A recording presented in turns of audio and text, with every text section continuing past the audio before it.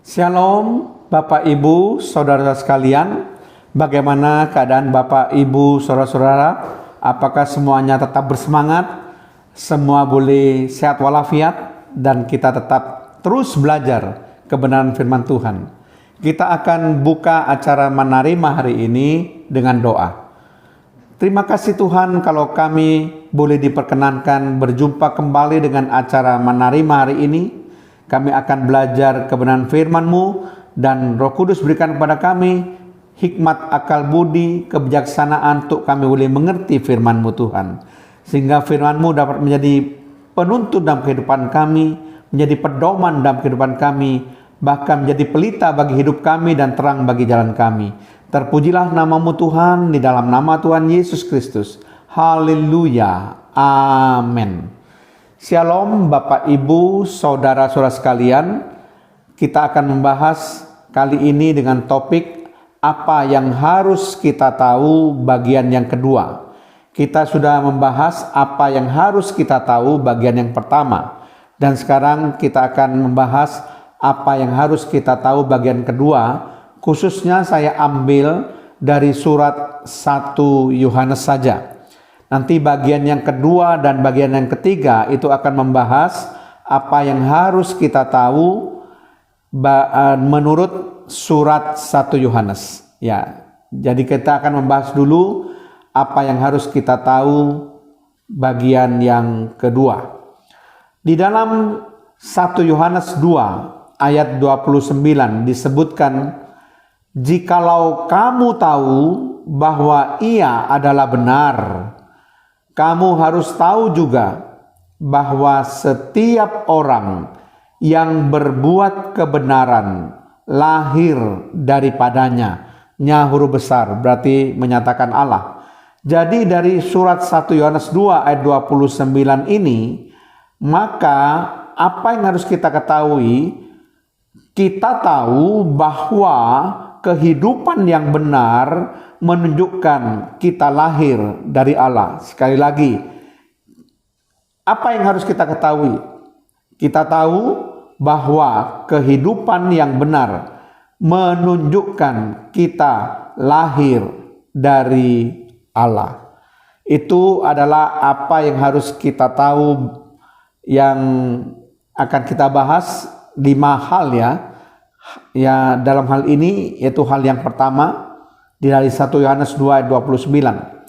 Nah, kita akan membahas hal yang kedua.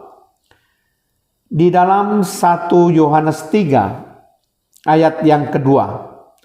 "Saudara-saudaraku yang kekasih, sekarang kita adalah anak-anak Allah, tetapi belum nyata apa keadaan kita kelak.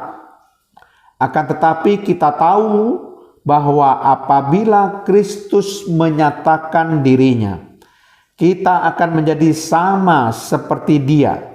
Sama seperti Kristus maksudnya. Sebab kita akan melihat Dia dalam keadaannya yang sebenarnya. Nah, apa yang harus kita tahu menurut surat 1 Yohanes 3 ayat yang kedua ini?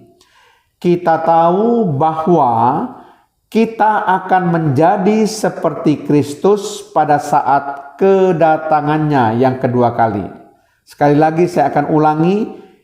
Kita tahu bahwa kita akan menjadi seperti Kristus pada saat kedatangannya yang kedua kali. Nah, kita akan terus membahas tentang apa yang harus kita tahu. Untuk hal yang ketiga, kita membaca di dalam 1 Yohanes pasal yang ketiga ayat yang kelima. "Dan kamu tahu bahwa Ia," ini huruf besar, Kristus maksudnya, "telah menyatakan dirinya supaya Ia menghapus segala dosa, dan di dalam Dia tidak ada dosa." Nah, menurut surat 1 Yohanes 3 ayat yang kelima, apa yang harus kita tahu? Kita tahu bahwa Kristus datang untuk menghapus dosa-dosa kita. Sekali lagi, kita tahu bahwa Kristus datang untuk menghapus dosa-dosa kita. Nah, itu apa yang harus kita tahu hal yang ketiga. Kita akan membahas apa yang harus kita tahu hal yang keempat.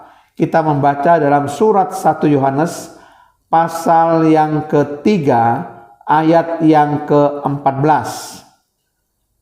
Kita tahu bahwa kita sudah berpindah dari dalam maut ke dalam hidup, yaitu karena kita mengasihi saudara kita. Barang siapa tidak mengasihi, ia tetap di dalam maut. Apa yang harus kita tahu menurut hal yang keempat ini?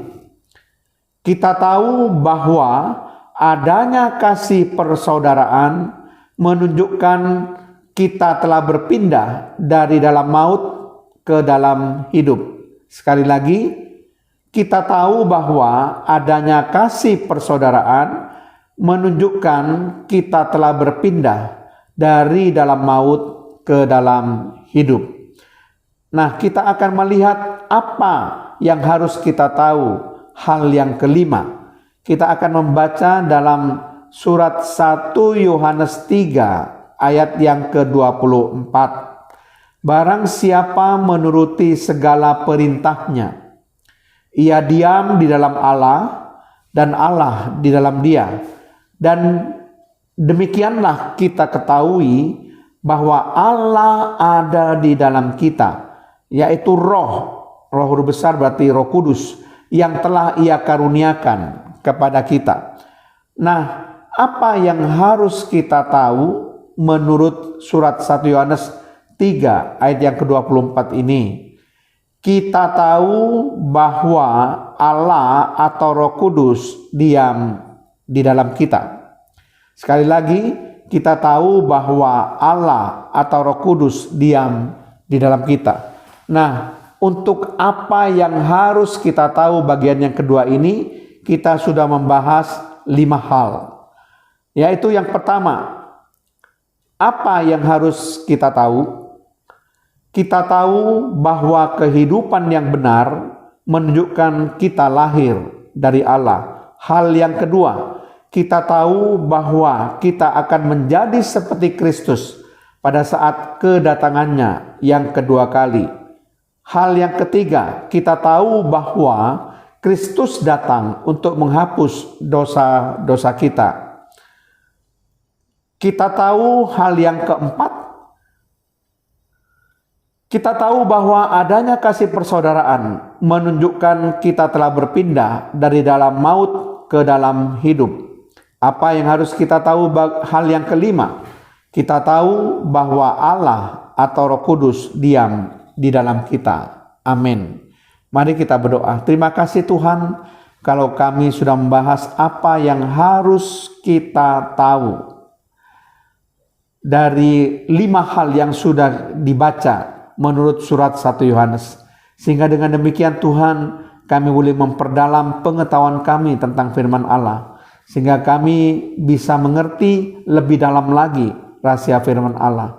Terpujilah namamu Tuhan, di dalam nama Tuhan Yesus Kristus. Haleluya. Amin.